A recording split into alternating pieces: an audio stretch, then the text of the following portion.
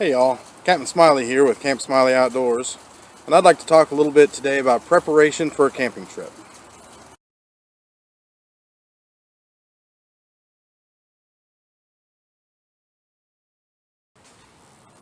When I was a boy and camping with my family, preparing for camping trips generally wasn't a big issue.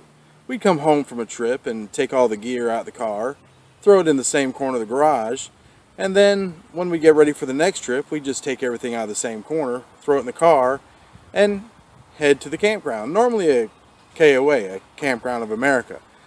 We'd set everything up, find out we're missing a tent stake or a guy line. Well, we could generally go to the camp store. For a few dollars, we'd have what we needed.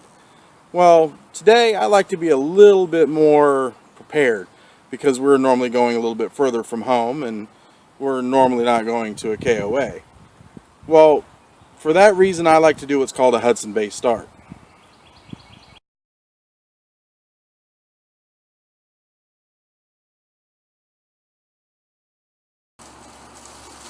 In the 15 and 1600s, trapping for furs in Canada was big business. It was also very dangerous as it required that the trappers have the right equipment in the right amounts in their canoes. In 1670, King Charles II chartered the Hudson Bay Company. It was Sir Benfield Steele's idea to have the trappers go only a mile or so and set camp. This way they'd be able to tell if any gear was missing or if they had too much gear. Being so close to base, they could then correct the issue. This is what became known as the Hudson Bay Start. Just a couple days ago, I brought my hammock and my tarp out here to do my own Hudson Bay Start and found out that all four guy lines were missing.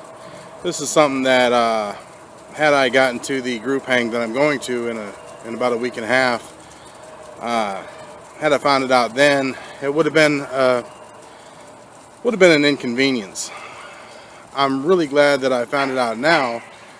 It's just something I'm not going to have to deal with once I get to where I'm going and have to ask somebody else, hey buddy, do you have about 20 foot of paracord I could borrow?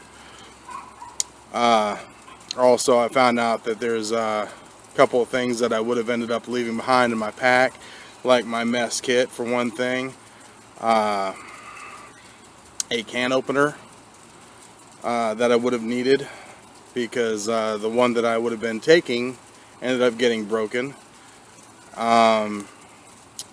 Also, there's a couple other items that I would have left behind. So in the end, the Hudson Bay Start saves a lot of problems. So if you have a backyard or a nearby park, you might want to try a Hudson Bay Start because a little bit of extra preparation could mean all the difference in a restful weekend or an empty wallet and a leaky tent. So for now, this is Captain Smiley saying have a nice day.